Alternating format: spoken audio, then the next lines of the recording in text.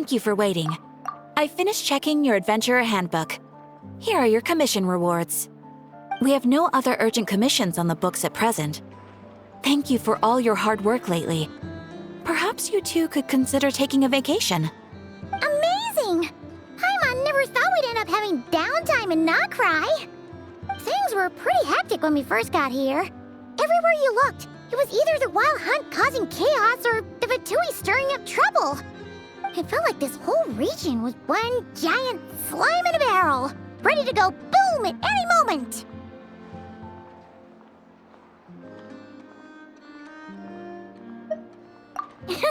That's right! Another win for Tibet's top duo! Ah, yes. Are you two aware that the Moon Prayer Night is soon to take place? Oh, yeah! Lama told us that was coming up soon. Wait, why do you mention it, though? Do people in Nasha Town celebrate it, too? Paimon thought it was just for Moon Goddess worshippers.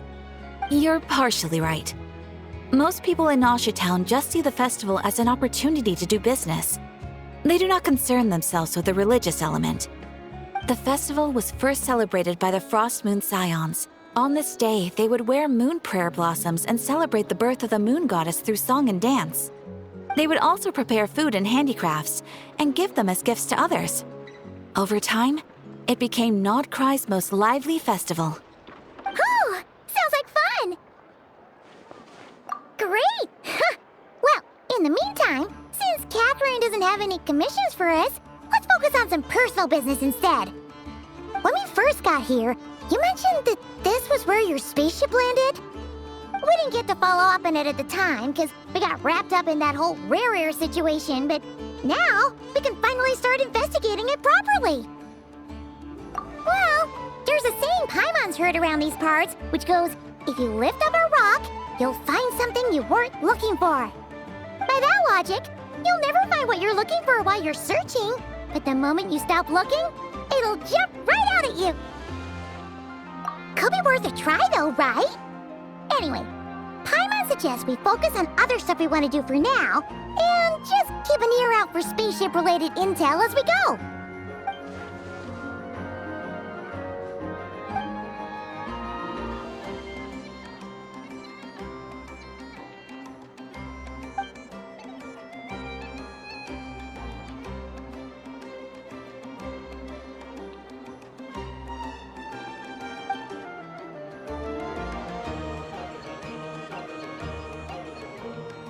What's wrong?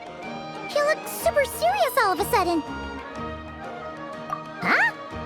Paimon gets why you'd be concerned about Columbina, but what does the doctor have to do with anything?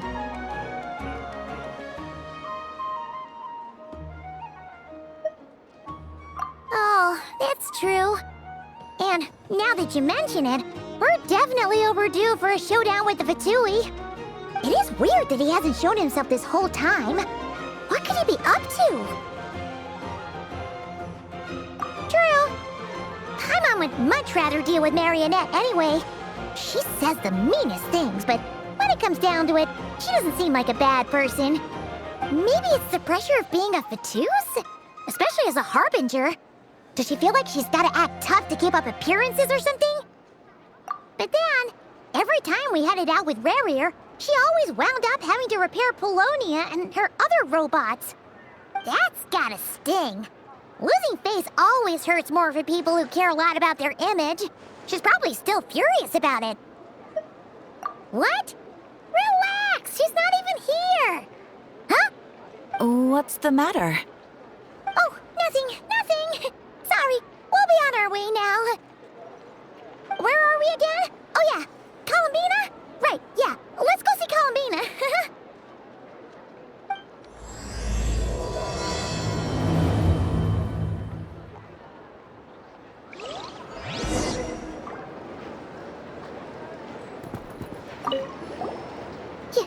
You won't snitch on us, will you? I'm not entirely sure what you're talking about. But rest assured, I protect client and adventurer confidentiality as a matter of principle. Phew! That's a relief. Paimon does not want to get an earful from her.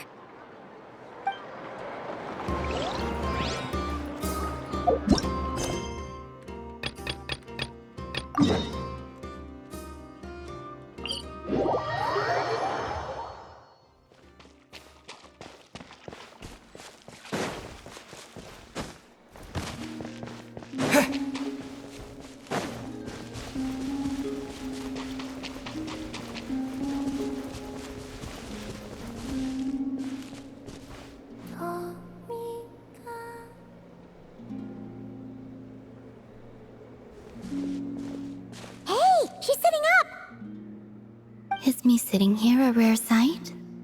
No, we just thought you'd be resting. Perhaps I would have been, were it not for the sudden arrival of some unexpected guests. Not that I consider it a disturbance. After all, you are the only ones who are free to enter. Would it not be a little unfriendly of me to lie down while we speak? I didn't realize you put so much thought into little things like that.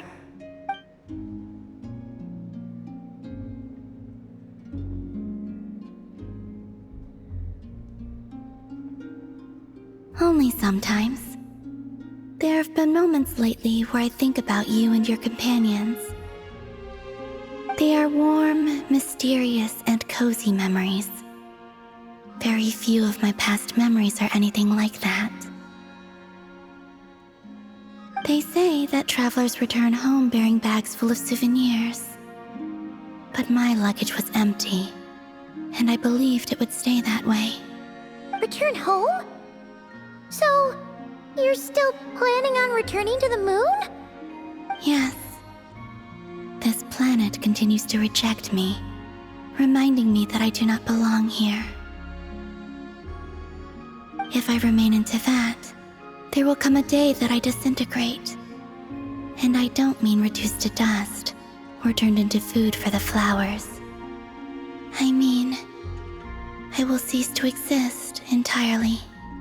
All right then. Well, we're sure gonna miss you. But it sounds like we'll have to say goodbye. How do you intend to return? The moon prayer night is soon to arrive. On that day, the moon will be closest to Teyvat. The Kuvaki in this land will reach its peak at that time. I merely need to grasp the tide, and with relatively little effort. Oh, Paimon gets it! It'll work like a slingshot! You make it sound like she's gonna get blasted up to the moon. If I did that, I suspect I would crash into the false sky. I will be using a much gentler approach. But I do like the analogy. It's fun. You see? She gets Paimon's sense of humor. In the blink of an eye, the time has come to part ways. It does feel that way, doesn't it? Time seems to fly fastest when you are enjoying it. I have always thought of myself as a wanderer on this earth, and it has never expressed any desire to keep me here. Yet, just as I plan to depart, it tugs at my arm. Is this a gesture of affection? Or is the world mocking me? Oh. Were you hoping I can answer that? Yes. You are a traveler, so you must have a lot of experience in this area. Then, what I would say is, enjoy the moment. That's right! Don't overthink it! Happiness is happiness and joy is joy! The point is to enjoy it, not analyze it! I see. Then what I would say is, even though I am very tired right now, I am still happy. I can't tell from the tone of your voice. Oh, really? You don't think I sound happy? I'm just kidding. I could tell you were in a good mood today from the moment we saw you. Ah, a joke. Albeit not a funny one. Anyway, I assume you're here about you-know-what. Give me your hand. Actually, it's not that. There's something else we wanted to discuss with you. Oh. Then, do you still want to give me your hand? Or not? Sure.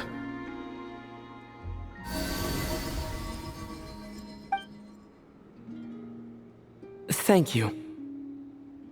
So, I've heard that in the moon prayer nights of the past, people here would hold celebrations in the moon goddess's honor.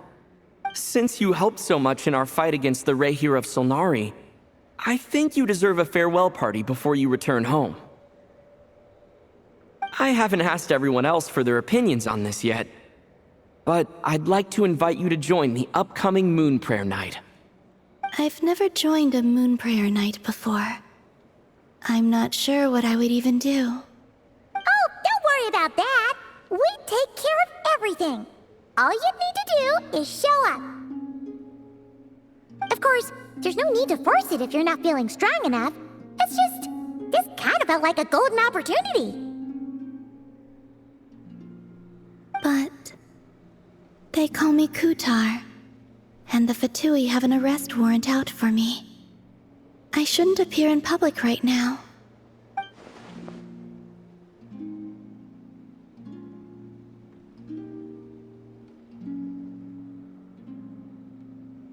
I'll make it work. You have my word. Yeah, we got your back. Well, he does. Paimon's actually not too sure what he's planning. All right, if you're sure. I will not refuse your invitation. I suppose it wouldn't hurt to pack a few more sights from this world into my suitcase before finally learning what my homeland looks like. Oh, if you see Lauma, please tell her that my answer to the question she asked me is neither yes nor no. Rather, it is, there is no need.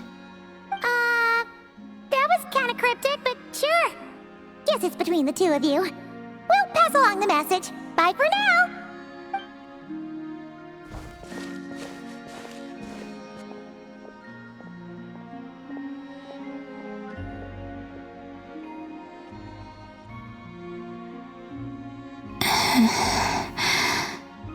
And also, I do not know.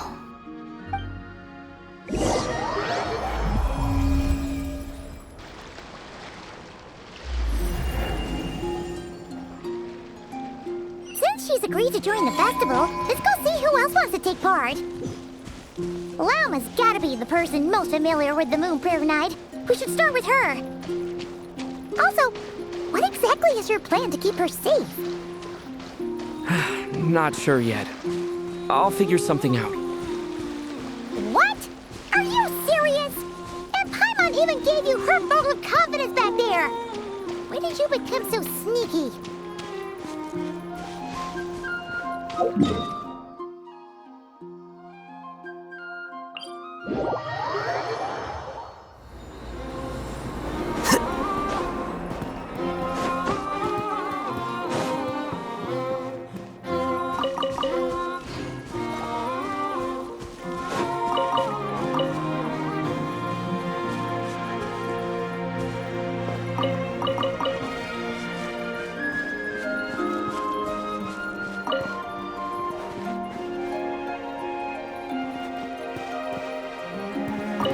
Moon Prayer Night's nearly here! Candy, here we come! Don't go feeding all the candy to the animals! I wasn't gonna!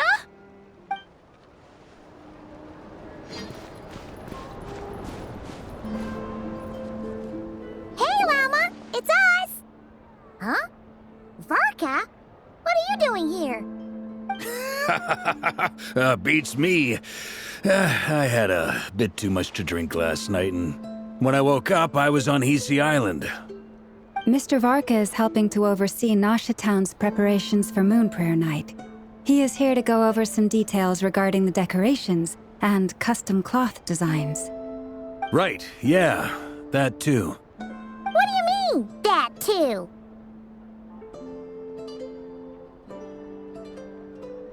Yes, celebrating this festival is a long-held tradition here in Nodcry.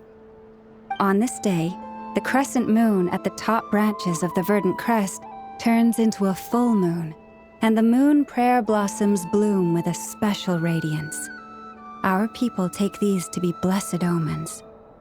It's an especially welcome event coming off the back of all that nasty business with Rare. Everyone got put through the ringer recently, and now they're looking to turn their fortunes around. The big shots in town all agree that a big, lively celebration is just what we need to rebuild people's faith in this place. No wonder Catherine said the people weren't so bothered about the religious element. That's right. It's become more of a local custom by this point. The celebrations have little to do with whether the religious stories behind this event are true or not. Even the Frost Moon Scions are eagerly awaiting the coming of Moon Prayer Night. despite now knowing that their past beliefs were founded on a falsehood. That's fair. It's a bit like the lantern ride in Liyue. It's a chance for people to enjoy themselves, not debate the existence of the Adepti. Oh, one other thing. We just went to see Columbina. We went ahead and invited her to take part in the festival this time. Hope it's okay. Wait, so... you mean she agreed to it? Huh. That's quite a surprise. Then I suppose that she intends to return to the moon on that day. Oh, yeah. It's kind of a complicated process, but basically, it's like a slingshot. I understand. In truth, I had a feeling that she might make such a decision. Well, if Kuthar has decided to participate in the festival, we should prepare accordingly. Yeah, exactly. She was saying how it could be risky for her to show her face in public. We were wondering if there was any way we could hide her. Unfortunately, the people who carved the statues did an excellent job of capturing her likeness. It will be very challenging to hide a goddess whose face everyone is so familiar with. Darn! We may have bitten off more than we can chew here. Nah, don't sweat the small stuff. We can handle that. Huh? Are you saying you have a plan? Not as such, no, but the most important thing with a festival is to keep the mood light and your spirits up. You can't go preparing for a festival with those long faces. You'll never convince anyone to enjoy themselves. The Mondstatter spirit is strong with this one. As it happens, I agree with Mr. Varka. Let's start by making our appreciation for Kuthar the beating heart of the festive atmosphere. And who knows? Once we get the ball rolling, perhaps everything will just fall into place. Hey! Did you catch that? Lama said the thing! Or close enough, at least.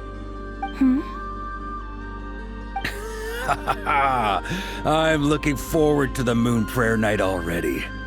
We have a festival in Mondstadt called Windbloom, and you can always tell which couples are celebrating it for their first time by the smiles on their faces. Big, beaming smiles like their whole face is glowing. And I have a feeling we'll get to see that same smile on the Moon Goddess's face at this festival. Not quite the same, surely. Anyway, I'll take care of business in the city, but I'll have to leave the decor up to you and the Frost Moon Scions. No one else can capture that traditional aesthetic quite like you guys. But lastly, there's the final key element that brings the festival to life. Companionship. Before you leave, let me show you something that we've been preparing. Mr. Varka had asked to see it already, so you may as well tag along. Also, I have some further questions about Kuthar's decision.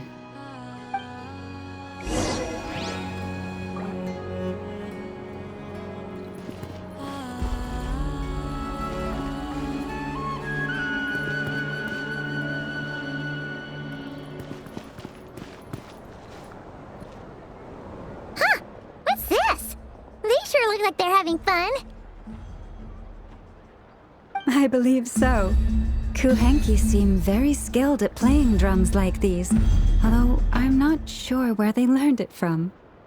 Maybe it's an innate talent? In their eyes, they're probably just playing with toys. Wanatar!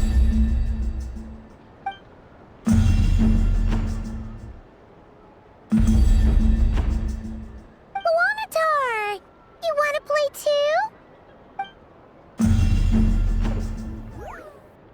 Yeah. She looks more confused than anything. Maybe we can teach her next time if we get the chance.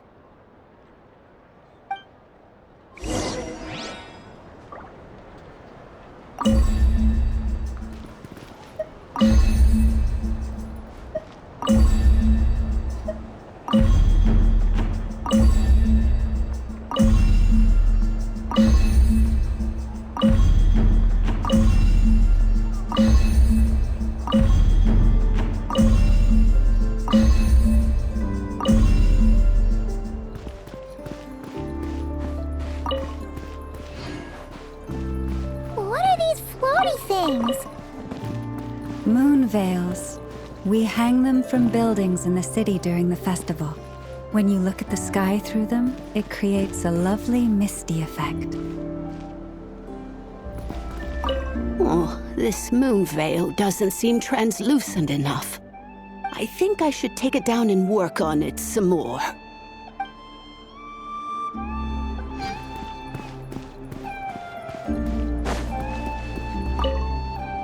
We're fully focused on festival preparations at the moment. So far, it's all going well. Please have patience. The Moon Prayer Night will soon be upon us.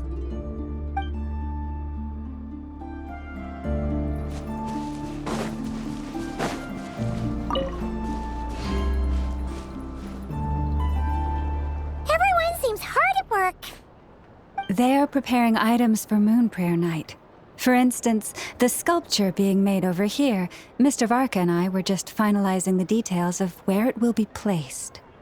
Ah, there she is. I didn't know the finished article would be so large. Not to worry, though. All the necessary arrangements have been made. Just let me know once it's ready, and I'll get some people to ship it over. You have my thanks. And over here, we are preparing a very traditional confection. Oh, look at all these colors! It looks great! Can Paimon try one? Of course. I have a feeling you'll like it a lot. You bet! Sweets and treats are Paimon's favorite! If you included those in the Feast of the Moon, I bet Paimon would have joined the Frost Moon Scions by now. There will also be verdant crests like this present in Nasha Town during the festival. The timing of Moon Prayer Night is not completely set in advance. We make a rough estimate, then observe the changes in the verdant crests and moon prayer blossoms to guide us. As such, the wait itself is a fun feature of this particular festival.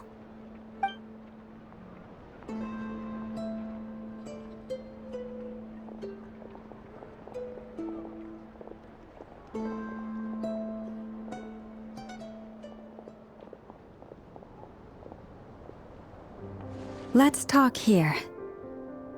To tell the truth, I am very surprised to hear that Kutar is willing to participate in the festival. I once asked her if she'd be willing to stay with the Frost Moon Scions. I could introduce her to everyone, and we could be a family to one another. She did not answer, but she has not appeared here since. I took this to mean her answer was no. But if that were the case, she would not have accepted this invitation. Ah. I see. Maybe she is right. Maybe the Frost Moon Scions of today no longer need a moon goddess. But my wish was not for her to come here and be worshipped as a deity. I simply wanted to offer her a place to stay.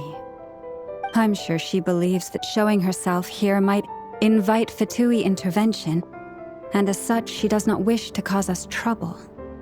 But what really pains me about all this is that this is her birthplace. She ought to belong here, yet no one has been able to grant her shelter. I think I'm qualified to weigh in here. When someone's about to depart on a long trip, what they need is blessings, not burdens. We should wish her the best, not make the journey harder than it already is. Anyway, she's agreed to attend, hasn't she? All we need to do is simply respect her decision. I see your point. Yes, she will soon depart after all. Our job is to leave her with some happy memories. Besides, who's to say her journey to the moon is a one-way trip? It's not like she can't come back and visit if she wants, right? Paimon agrees wholeheartedly. Festivals are all about having fun, so let's keep it simple. All right, I'm gonna head back to Nasha Town soon. Wanna come with? I'm guessing you have some other folks to visit there. Sure thing, let's go. Bye for now, Wilma. Thank you all. Goodbye.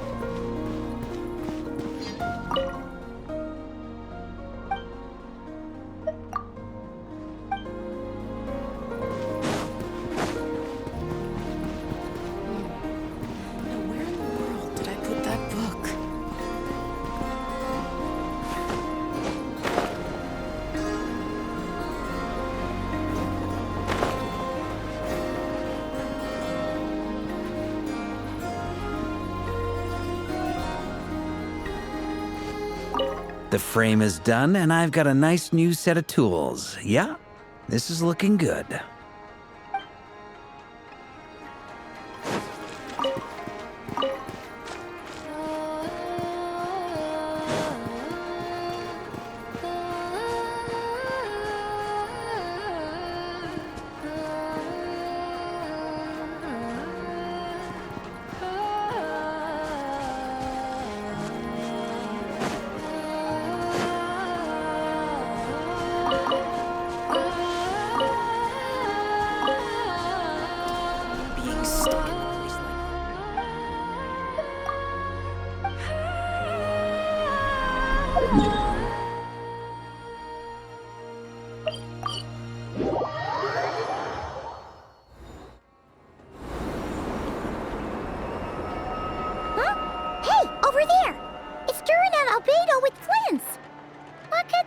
Chatting about?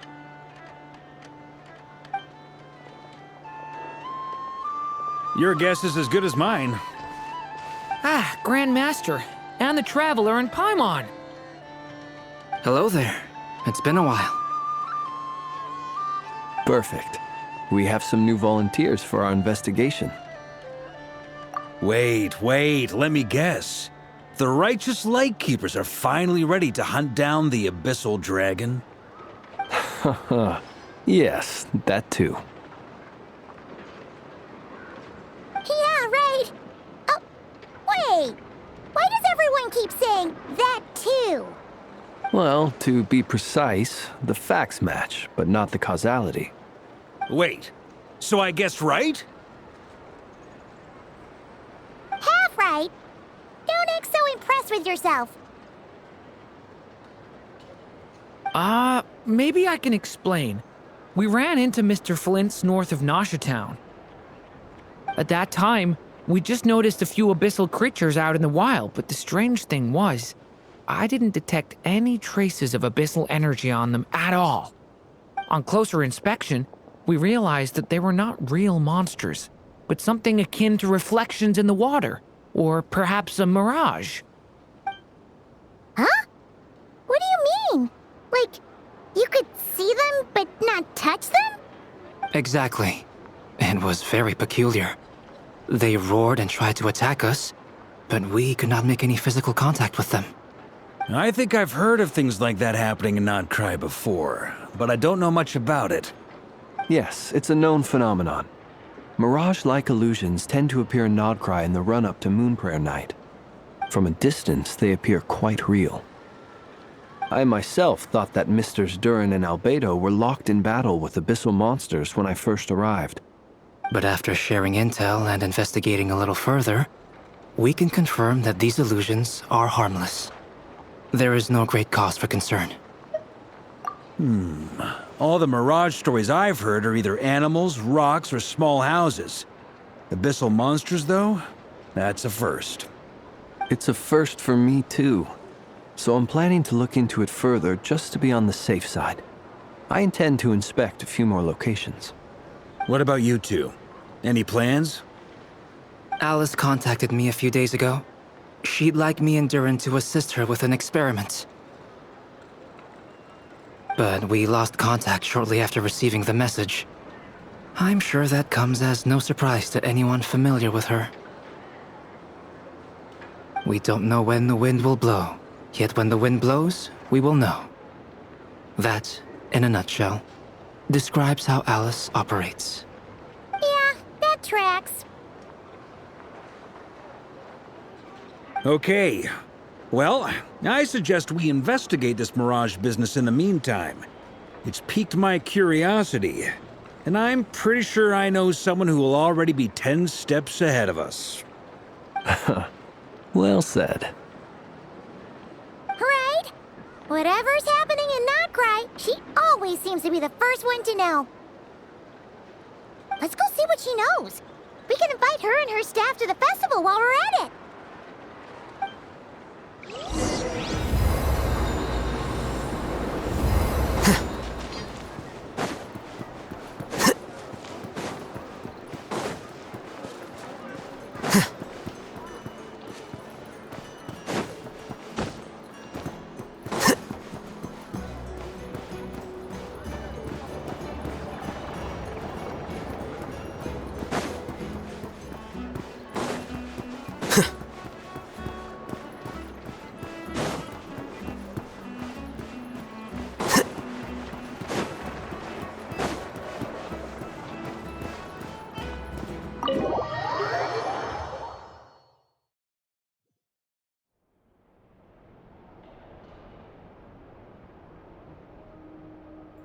You're right, I have noticed.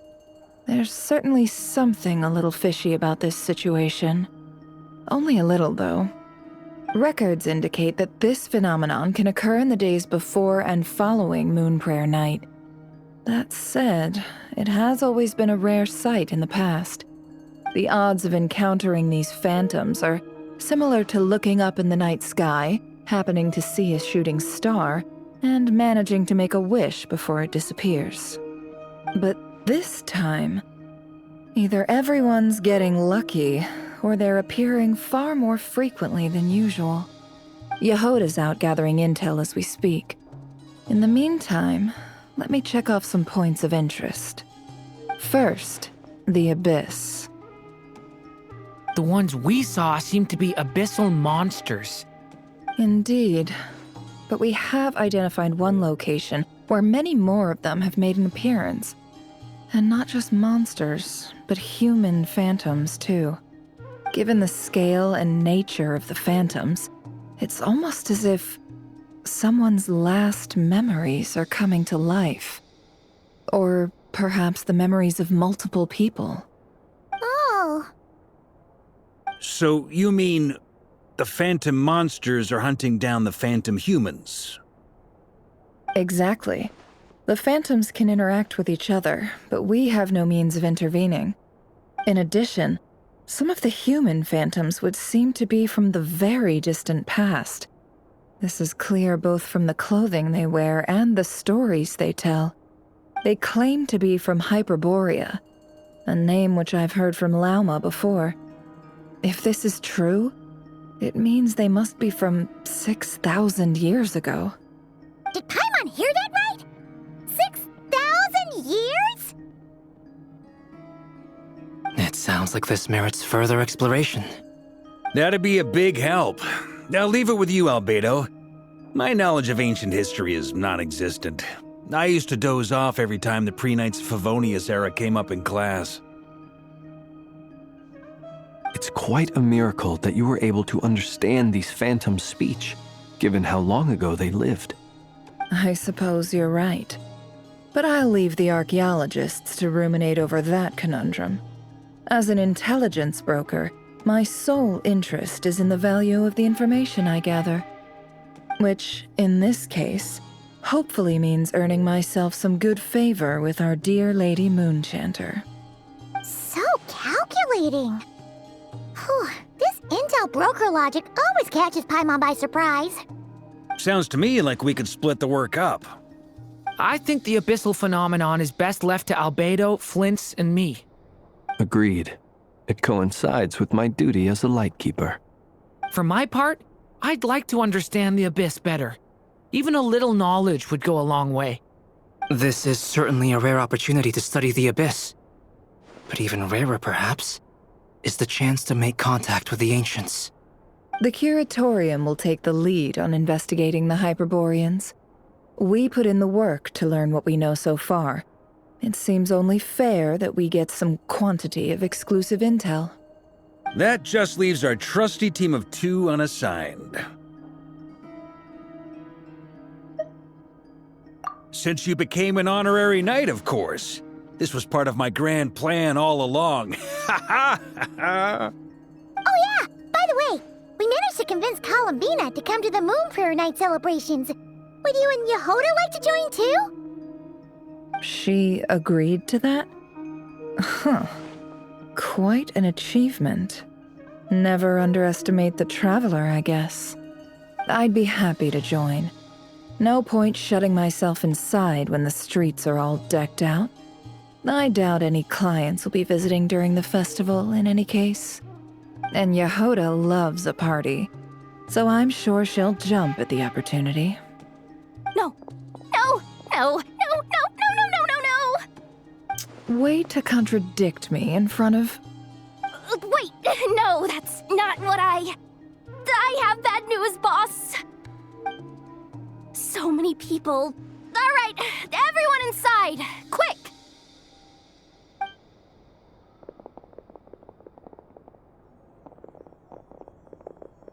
This is gonna sound crazy, but hear me out.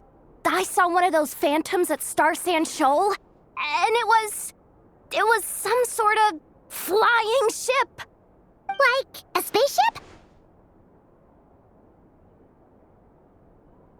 That's gotta be the one you came to Tibet in. You said you saw the same thing through the moon marrow, right? Huh? You already know about it? Ugh, I thought I was gonna blow people's minds. Turns out I'm the last to find out. Wait, back up. You came here in a spaceship? Now my mind is blown! What's it like on the inside? Was it like flying through space? I want to know everything! Yep, exactly. Huge discovery. You're the best, second best intel broker in the world. After your boss, of course. Wow. Really? Well, I don't know if I'm all that, but... I guess that decides where we're heading next. Come on, don't look at me like that. I know the spaceship doesn't have anything to do with me, but you don't want to leave me as the only one twiddling my thumbs, do you? Please? Fair enough. You can tag along. In that case, let's meet back here to discuss our findings once we're done. I wish everyone a productive investigation. You too.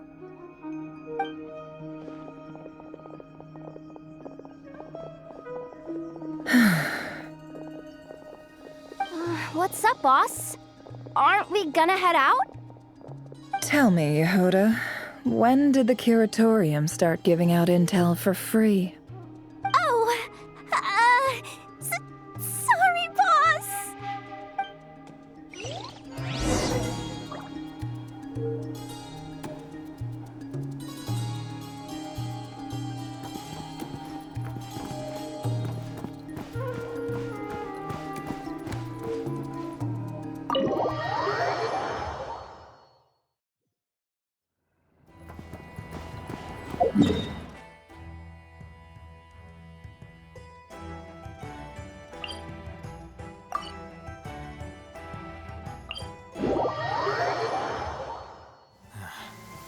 Going out on a rainy day is the worst.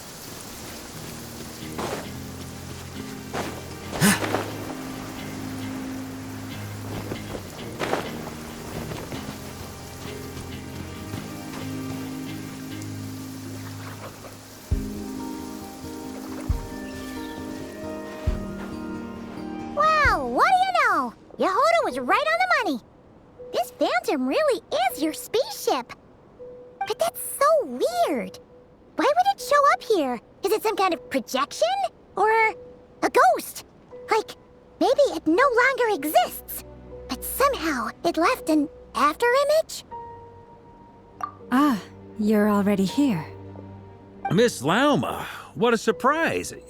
I thought you were busy with festival preparations. I was, until one of our people informed me that a strange sight had appeared at Starsand Shoal. No one's ever seen something quite like this before. I thought I should see it for myself. Same here. Oh, so we heard that these things appear around the festival period. Any idea why that is? Unfortunately not. We have very limited information about them, since they can't be interacted with. And no human phantoms have ever made an appearance before now. The most we've been able to deduce is that these sightings appear to be connected to the increase in Kuvaki energy around this time. Yeah, seems like that's all we can do. This is all so confusing. Allow me to lend you a hand.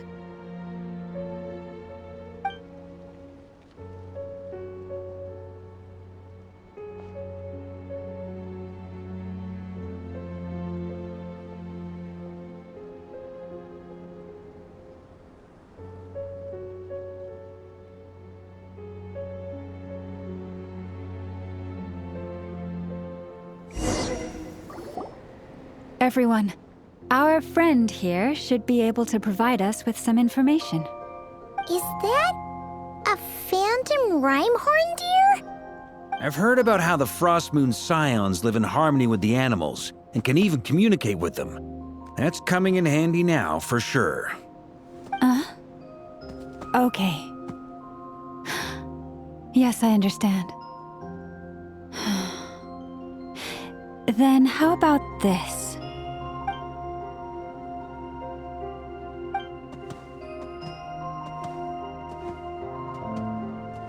Oh, it's leaving. It appears to share our curiosity about this giant spaceship, so I asked it if it wouldn't mind investigating along with some friends. In return, I told it about some nearby spots where the wild fruit grows abundantly. We may live in a different era from these phantoms, but I trust that the terrain, climate, and ecology here are more resistant to the effects of time than some things are. Let's give them a moment and hope for the best.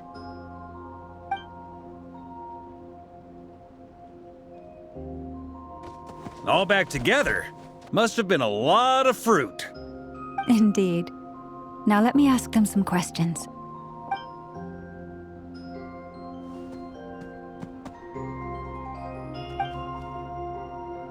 It did find a lot of wild fruit, enough for them to feast for a long while. This puffin circled in the air several times, but didn't spot anything out of the ordinary. Certainly nothing to do with the spaceship. Huh. Well, it definitely makes sense to get a bird's eye view. Indeed. Other than that, I was also thinking that the world these phantoms see is also different from ours. Oh, I get what you mean. The wild fruit exist in both times and spaces, but there might also be things that only exist in that space-time, which we can't see.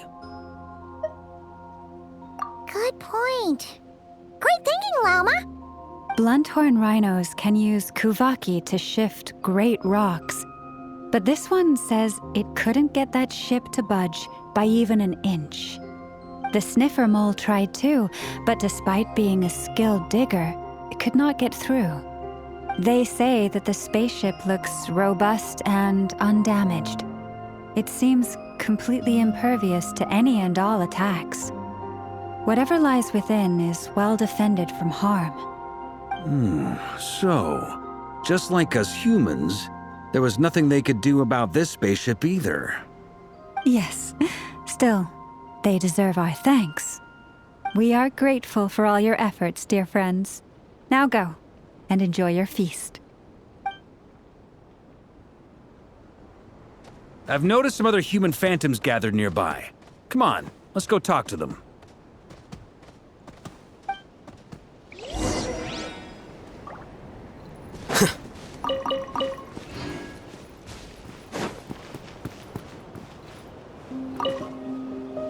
Those illusions and those people.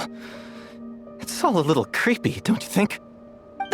Nah, all part of the festive atmosphere.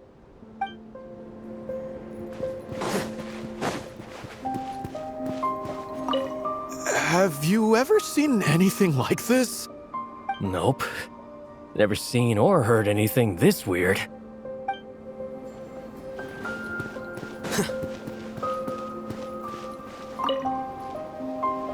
What is this thing?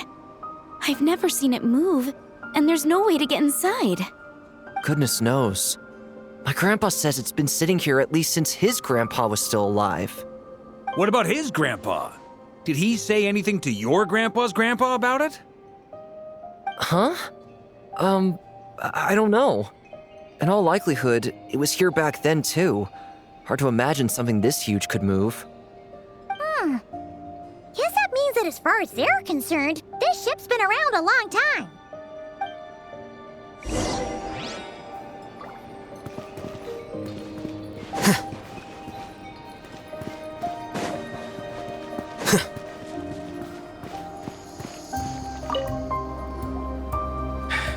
Come on, brothers. If we can get even a small chunk off of this thing, it's gotta be worth a fortune. Today is the day we strike it rich. Huh? You mean Paimon? Yes, brother, I shall join you. Let's make our fortune. We should go with them. What the? This thing is crazy tough. I can't even scratch it. What's it made of? Sorry, brother. Looks like we'll have to seek our fortunes elsewhere. Enjoying yourself? I was just seeing if I could influence this phantom's perception by playing. But nope, no dice.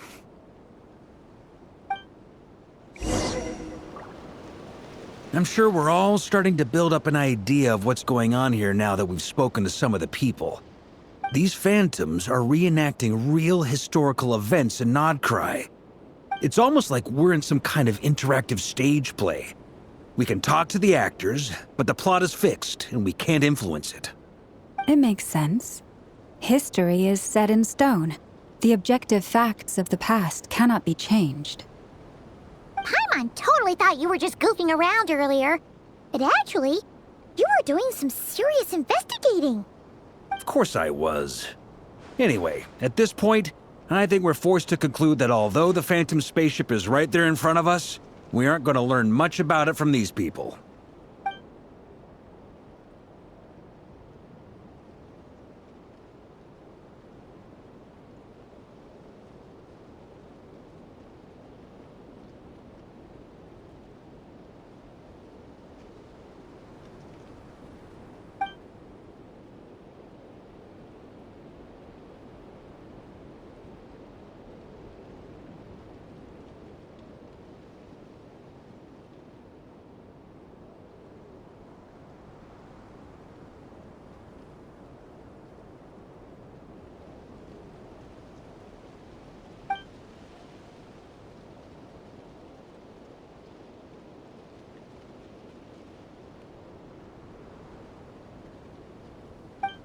Don't be discouraged.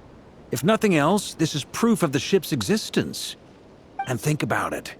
So many people tried to hack their way inside, but no one could get the door open. It's made of very tough material. To me, that says that we'll either find the ship itself or the story behind it. It's just a matter of time. Huh. Every now and then, when Varka gets serious, he actually does seem like Grandmaster material for once. I wonder how the others are doing. Let's head back for now. Sounds good. Also, drinks are on me if Team Knights of Favonius is the first to finish. Wait, we have a team name now? Am I in Team Knights of Favonius as well? You're very welcome to join. We've even got a cathedral ready for you. Isn't that technically blasphemy? You wouldn't dare make a joke like that if Barbados was in earshot. Nah, I'm sure Barbados doesn't mind a little harmless blasphemy once in a while.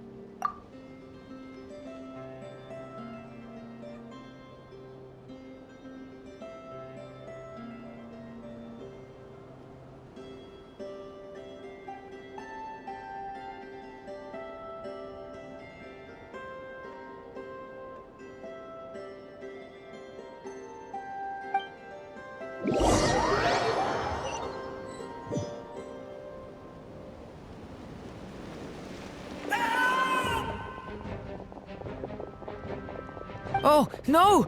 Get away! Oh.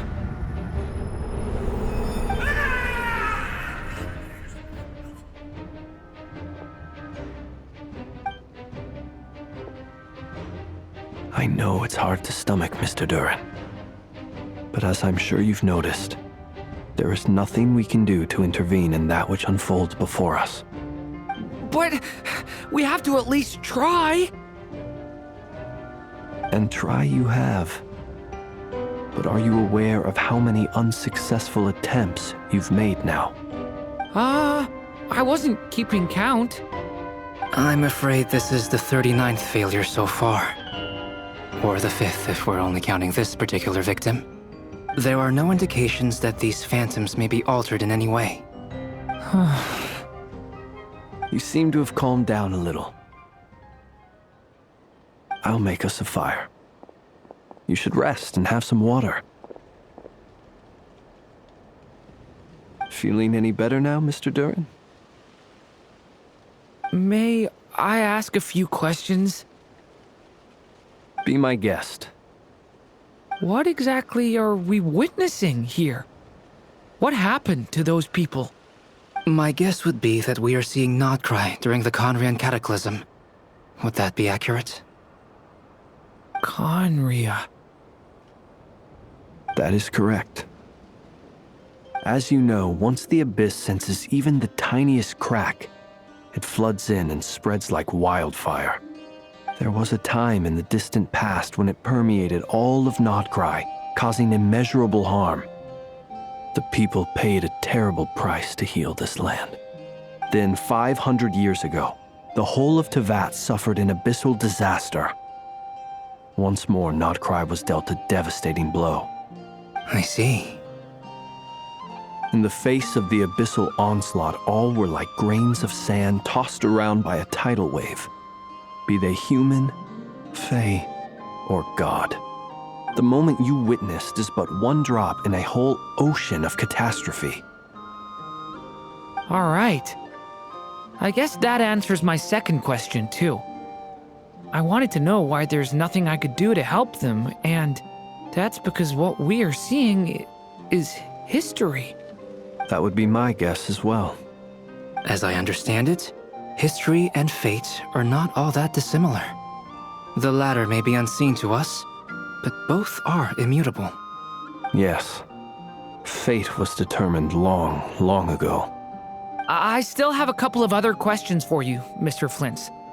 You mentioned more than one abyssal disaster that has struck this land in the past. How can you be sure that what we're seeing is from the Conrian incident? And also, how are you able to stay so calm when you're talking about these events? From everything I know about you, you're not cold or ruthless, and you're not indifferent to the suffering of others. Alas, I am forced to show my age. I must be 600 or 700 years old by human measure. Wait, so you... One is not easily moved by history when one has witnessed the truth firsthand. I'm sorry. You needn't apologize. Your passion is a good thing to have. Treasure it, because someday you may find it in terribly short supply. Now, at the risk of offending you, I have a question in return. Your curiosity toward the Abyss, is it born from hatred or because you sense its call? I only ask because I kept a fragment of Rarir's body in my lantern for a short time. Specifically, his heart. So I know what a burden it can be to carry the Abyss with you. And I hear its power growling from somewhere within you. In my eyes, your mere existence is a miracle. My honest answer is... I don't know. I don't think I have the confidence to say for certain. What I will say is the Abyss is not the only issue that haunts me. Even before I became who I am today, the question dogged me constantly. Should I even exist at all? My doubts remain unresolved. But when we fought Rarir, something became a little clearer to me. Sometimes it is the darkness within us that allows us to achieve the impossible. I certainly got the sense from your 39 attempts that you were trying to achieve the impossible.